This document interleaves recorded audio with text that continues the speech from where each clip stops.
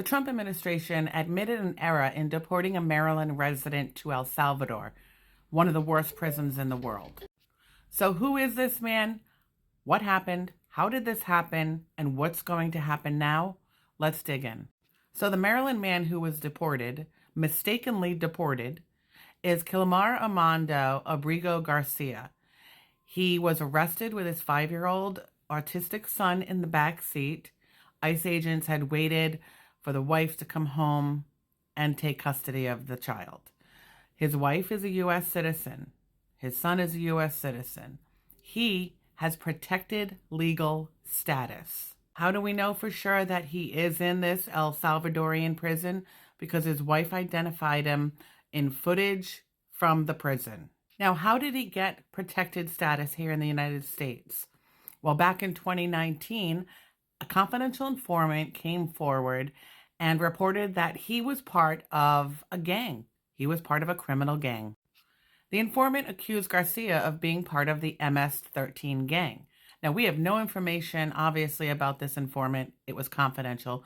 We don't know the intentions or why this informant came forward and accused Garcia of this, but there was no proof whatsoever of him ever being part of this gang.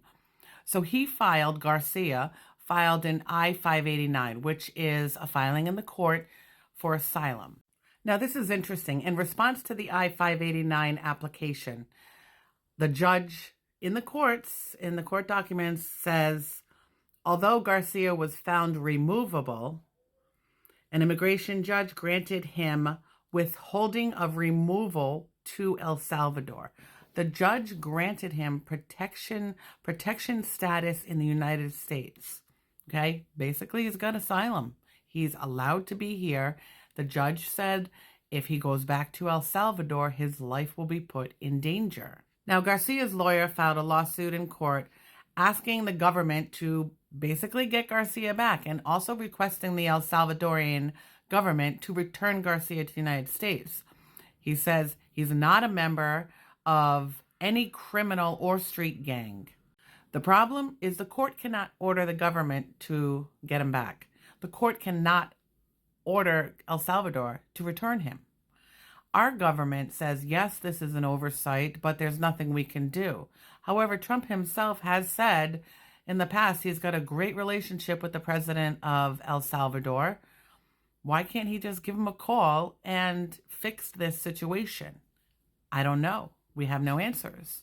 Now, ICE agents, when they arrested Garcia, told Garcia his immigration status changed and he's being sent back to El Salvador, where he is a native citizen.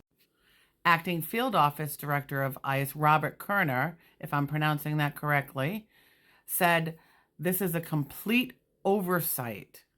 Kerner said in a sworn declaration that the removal was an error, but the government said that Garcia was provided an opportunity to prove his innocence, to prove that he was not part of the MS-13 gang. But that is not how due process works. Due process, you have to prove somebody is guilty of something. It's that simple. J.D. Vance goes on X and posts, let's quote this, Garcia was a convicted MS-13 gang member with no legal right to be in the U.S. And that is 100% untrue. It's been found and proved to be untrue. But the problem is, it doesn't seem like anybody can do anything except for Trump, who has a relationship with the president of El Salvador. So I don't know where this is going to go. Nobody does at this point. But it's really sad that there are a lot of people who are not provided due process and a lot of people who are wrongfully deported when they shouldn't be.